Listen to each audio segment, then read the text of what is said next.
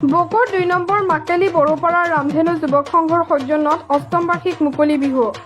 ৰামধেনু যুৱক সংঘৰ সৌজন্যত আজি অষ্টম বাৰ্ষিক মুকলি ৰঙালী বিহু। ৰঙালী বিহু সন্মিলনৰ সভাপতি ৰাজু বড়োৱে পতাকা উত্তোলনেৰে শুভাৰম্ভ কৰে দিনজোৰা কাৰ্যসূচী।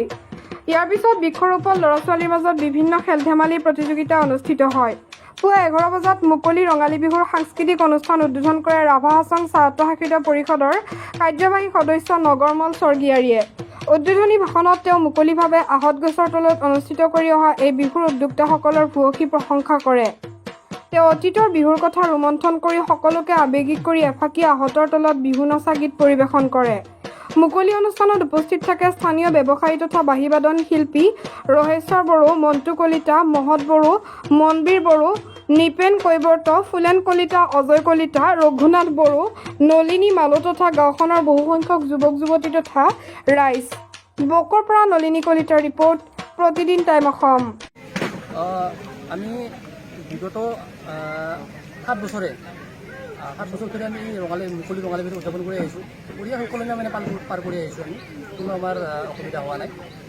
ঠিক তেনেদৰে এই বিহুটো আমি অষ্টম বাৰ্ষিক মুকলি ৰঙালী বিহু মানে উদযাপন মানে কৰিছোঁ।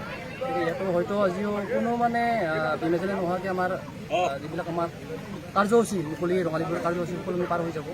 তো সেইটোৰ কাৰণে সকলো অঞ্চলবাসীক আমাৰ সহায় সহযোগিতা কৰিব বুলি লগতে তেওঁলোকৰ উপস্থিতি আন্তৰিকতাৰে কামনা কৰিছোঁ। তো ভালে ভালে যাওক, কোনো মানে প্ৰাকৃতিক দুৰ্যোগে কোনো আমাক দিগদাৰি নকৰক, তাৰে কামনাৰে আজিৰ বিহুখন মানে ভাল ধৰণে চলি যাব বুলি মই আশা কৰিছোঁ। ধন্যবাদ। আমাৰ আজি ৰামধেনু যুৱ সংঘৰ সৌজন্যত মুকলি ৰঙালী বিহু সন্মিলন আৰম্ভ হৈছে। এই সন্মিলনত আমি আমাৰ এই স্থানীয় অঞ্চলটোৰ মাকেলি বড়োপাৰা, পাৰেভিটা, বনিয়াভিটা, জালুকবাৰী, মাছপাৰা এনেকুৱা বিভিন্ন অঞ্চলৰ ল'ৰা ছোৱালীবিলাকৰ মাজত ৰাতিপুৱাৰ ভাগত বিভিন্ন খেল ধেমালি প্ৰতিযোগিতাসমূহ আৰম্ভ কৰিছিলোঁ। বিভিন্নজনে পুৰস্কাৰ পাইছে। তেল গছত উঠা, হাঁহ ধৰা এনেকুৱা বিভিন্ন অনুষ্ঠান হৈ গ'ল। সকলোৰে সহযোগ আমি পাইছোঁ। আৰু অকণমান আগতে আমাৰ স্থানীয় ৰাভা হাছং স্বায়ত্ত পৰিষদৰ সংসদীয় নেতা নগৰমল স্বৰ্গীয়াৰীদেৱে আমাৰ মঞ্চ মুকলি কৰি গৈছে। সেয়েহে এই অনুষ্ঠানটো সুকলমে চলাৰ বাবে আমাৰ ৰাইজ উপস্থিত হৈছে। সকলোৱে যাতে সহযোগ কৰে তাৰ বাবে আমি অনুৰোধ জনাইছোঁ।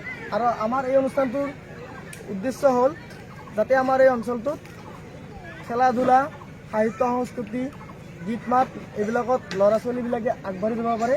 এই উদ্দেশ্য আগত ৰাখিয়ে ৰামধেনু যুৱ সংঘই এই অনুষ্ঠানটো আয়োজন কৰিছে।